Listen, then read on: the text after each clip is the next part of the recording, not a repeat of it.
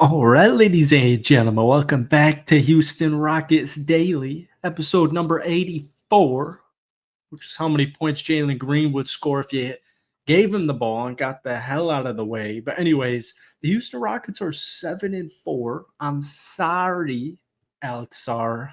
Sengun, welcome to the NBA. Anyways, really quick before we get into this, especially if you're watching this post live, obviously no one's watching this right now.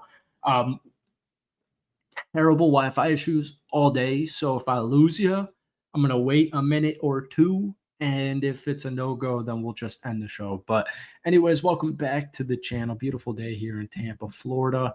We're going to Packers-Bears game this weekend. I can't wait for that. I had another stupid thing. I mean, hit the like button, hit the sub button as always. I got a couple of rants here. We're going to make this one short and sweet because I got some work to do. Hit the like button, hit the sub button as always. Guys, we're like 70 plays away from 1,000 total listens on streaming sites. So links in the description of this. And I also put up community notes an hour after these, once they're posted, an hour after these are typically concluded. We got 12 5-star ratings. I'm sorry how annoying it is probably saying this in every single stream, but it really helps. Even just a simple like on this stream right now, live or not live, really does help, unfortunately, because of algorithms. We're going to throw in this coffee's in, top right. What's up, Christopher? How you doing, man? Feels good, man. This is our fourth show of the month. We are making a return. It's great to see a lot of reoccurring people, but we just have not had success doing these live. So we're going to do these a lot more. The NBA is just crazy, man. There's basketball on every other day. Life gets in the way. All right. Did that rhyme? It's just there's basketball on every other day, and sometimes life just gets in the way. Yeah, there we go. All right. So the Houston Rockets won 107-92 really quickly. So our last two victories were, first off, a back-to-back. Good to win both in a back-to-back. The Detroit Pistons didn't do a show because that's Sunday. I'm watching football all day Sunday. Pistons and Wizards last two victories. And then just a brutal loss last Friday to the Thunder. I don't think I did a stream since then anyways. I haven't seen anything on the timeline or Twitter or whatever it is, but like I would say you need to give a team 15 to 20 games to fully evaluate them and like make a move if you're going to make a move. My point is people want Freddie Double V benched. People really badly want Jabari Smith Jr. benched. I'm going to talk about all that, but these wins, first off, once again, 15 to 20 games. Give me 15, 20 games to evaluate this Rockets team fully. Stupid fucking dryer. You could probably hear that on the mic. It's so goddamn loud, and it does it 4 freaking times every single time. These wins are huge. The Rockets won 41 games last year. That was a really good season. The Rockets lose at least one of these games for the last 4 years. But even last year, you're 41-41. You just barely missed the play-in. These are games you have to win, and I don't care that it's early November. These are games you have to win, or you don't have to win it. It's not life or death. You really want to win these Detroit games. You really want to win these Washington Wizard games because keep in mind, we're not at that level anymore. These are important for seeding, and like we saw last season, seeding is extremely important. Obviously, we want to hit ideally 50 wins, and you're going to be in the play-in at minimum. But yeah, these are huge wins. Now we got a back-to-back, not an actual back-to-back, but back-to-back home games against the Los Angeles Clippers. Ooh, and then you take on my Chicago Bulls on the road. Ooh, should I do a double? Should I go? You hear that? That's number 2. That's number 2. You guys probably can't even hear us, so this makes no sense. I'm going to Packers-Bears at noon. And then we got 6 o'clock tip-off, Houston at Chicago. That'd be a crazy-ass day. We're not doing it. All right. What's up, Josh? How was it? That's awesome, man. People need to start going to these games. I get it, though. It's a Monday night, and basketball games aren't cheap. Getting to a basketball game isn't cheap. Being at a basketball game isn't cheap. Leaving a basketball game is not cheap. It ain't cheap. But I would like to see more Houston Rocket fans in these seats because I think it's kind of embarrassing how poorly they're filled out. And I understand it. The higher up you go, the cheaper it is. But still, I mean, like, I'm watching every Rockets game, no matter who they're playing. I see wide open seats the whole game. I mean, it's Washington. I get it. Do I have Snap? Do I still have Snap? I still have Snap somewhere. It's on my other phone. I'm on that maybe once every couple of months. Um, Send that over to me in a different. There's number 3. All right. Couple of quick comments before we get into players.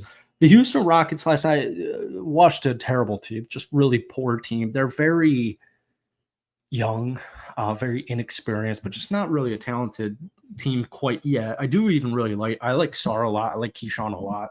I like pool. I love pool parties. I'm wearing a swimsuit right now. Oh, sorry. God damn you. The Houston Rockets took 23 threes last night. Not to get down and gloomy here. The Houston Rockets took 23 3-point attempts last night. 5 of them went in.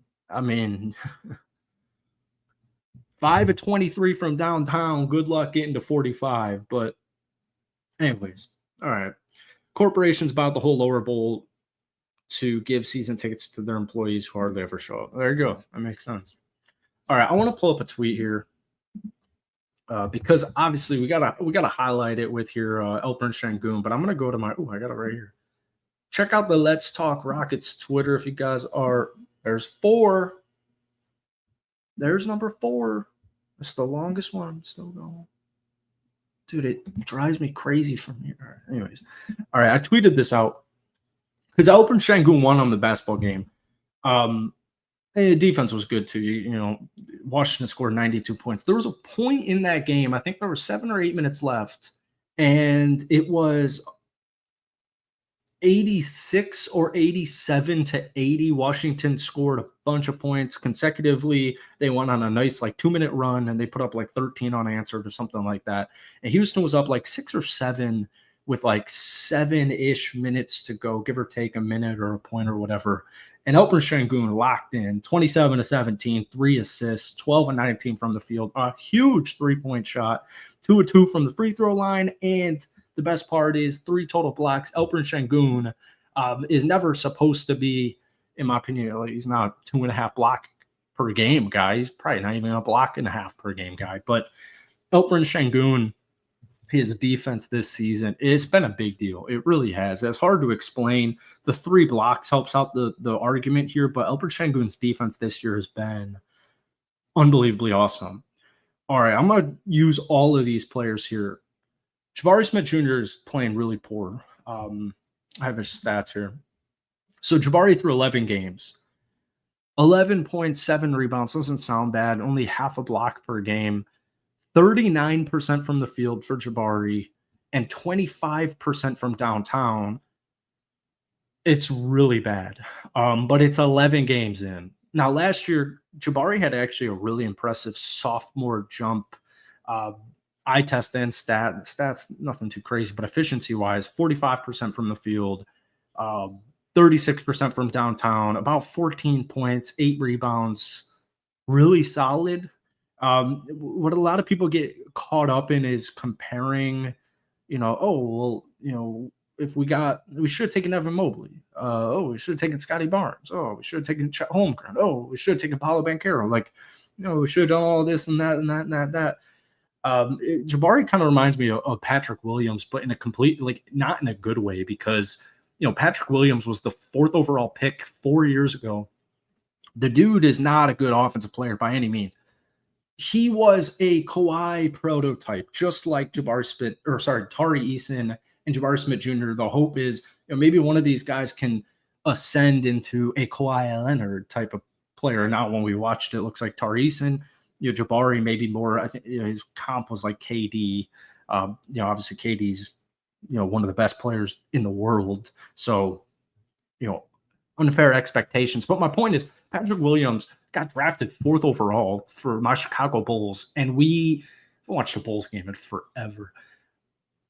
He came off of the bench. The Chicago Bulls drafted Patrick Williams 4 years ago with a 4th overall pick and came off of the bench. He was the 6th man for Florida State. 4 years later, he's not doing anything offensively. He'll have some good games. He's a defensive guy, right? That's my point. Sorry. His contract is not bad by any means. So if Jabari got a contract like Patrick Williams, we're in business here. But my point is, it's not working out in the degree we wanted it to. As far as Tari Eason, because like here's the thing. So Freddie didn't play basketball last night. So Amon Thompson got the start.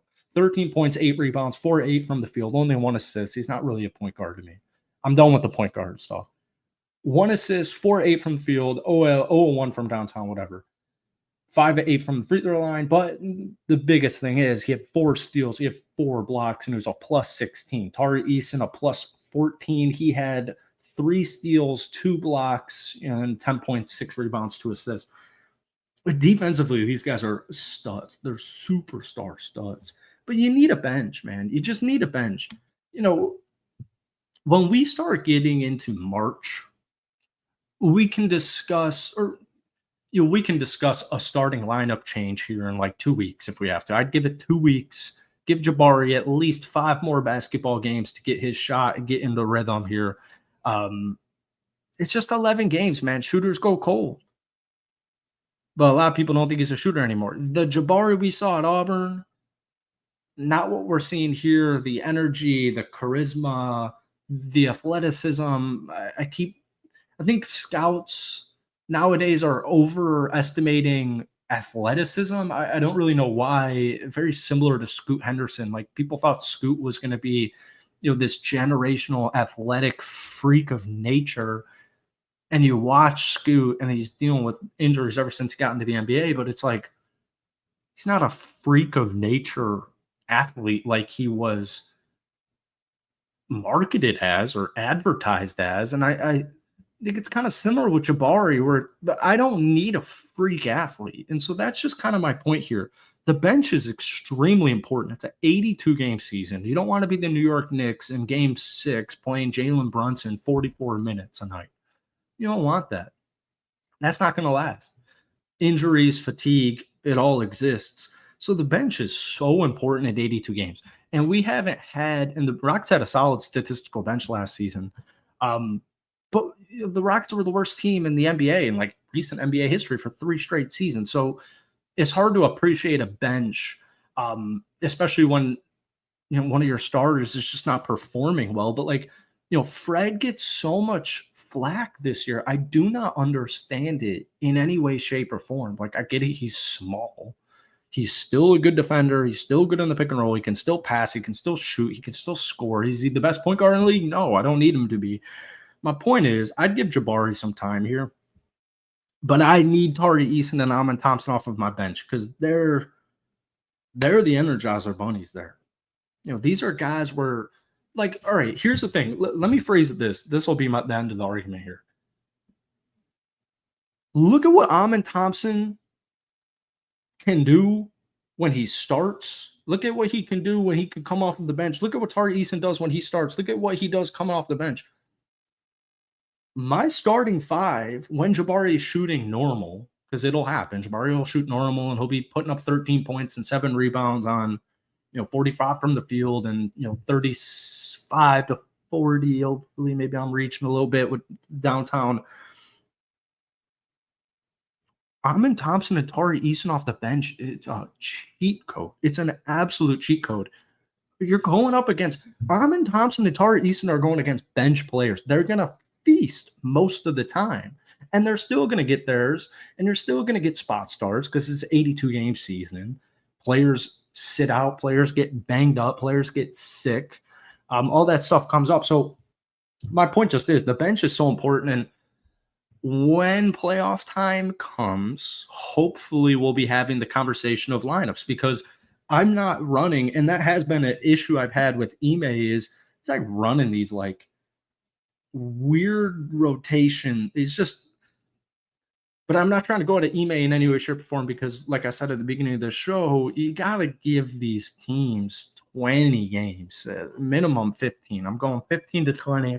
You got to give them 15 to 20 basketball games to get a feel for your lineup, to get a feel for who's working together, who's not working, who's playing well, who's not playing well. Like all coaches tweak their rotations in this period, in the first month or two of the regular season. So I don't want Tari Eason to start. I want Amon Thompson to start. When we get into the playoff talks, we can have these conversations because the rotation will be trimmed.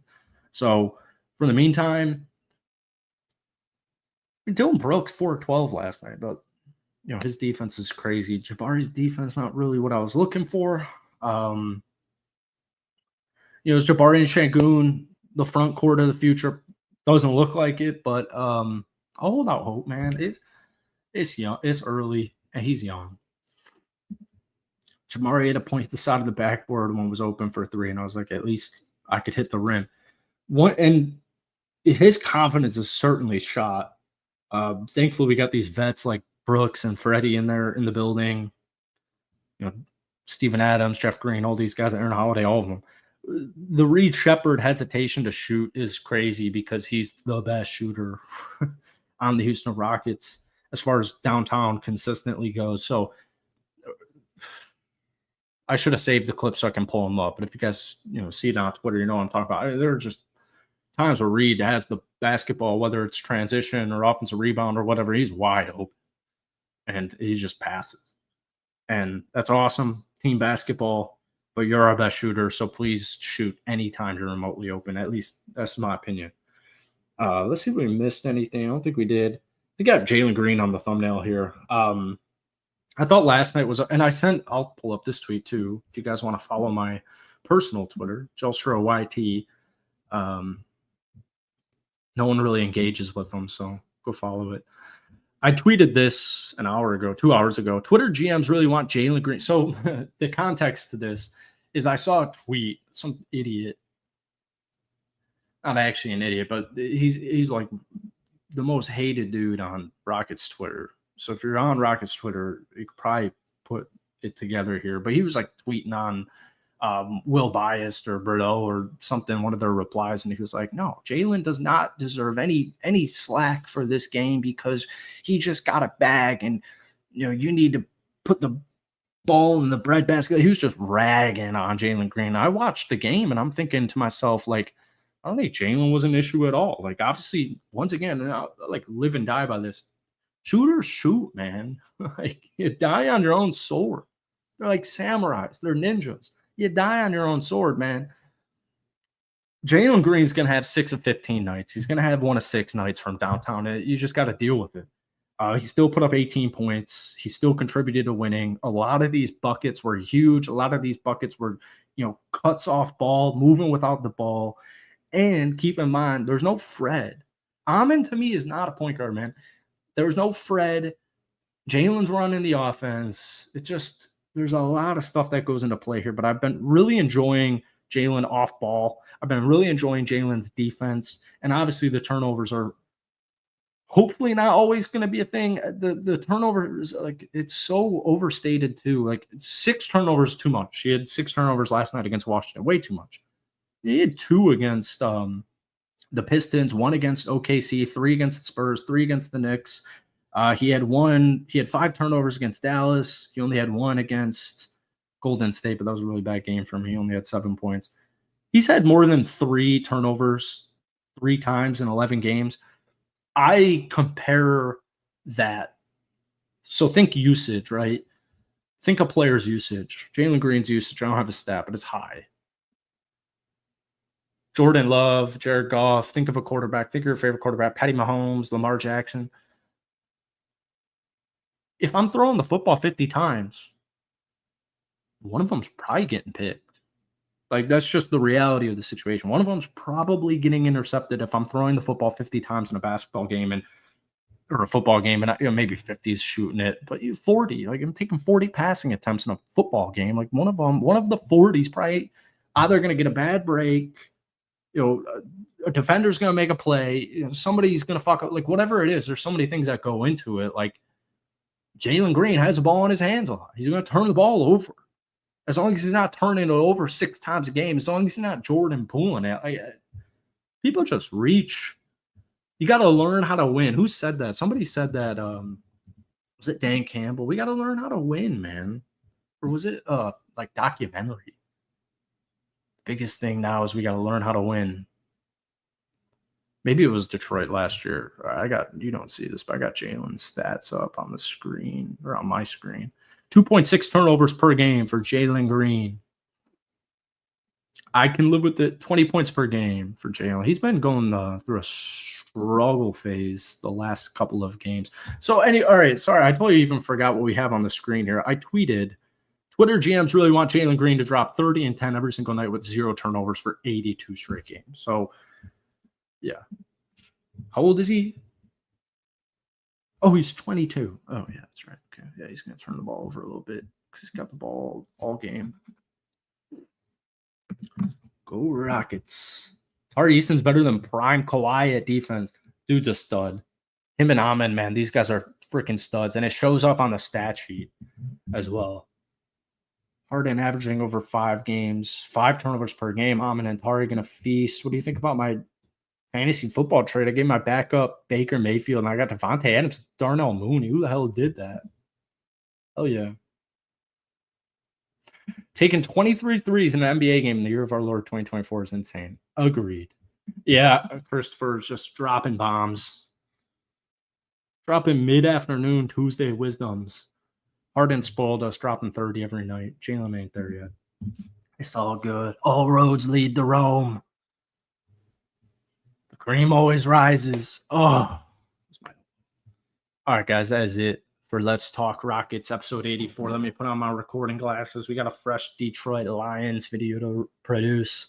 Thank you for watching today's iteration of Let's Talk Rockets, episode number 84. Keep in mind, these are available on streaming sites. The link is in the description. Helps me out a lot. Thank you for watching. We'll see you in a day or two. Peace. Thank you, everyone. Post live and especially live from Rockefeller Plaza.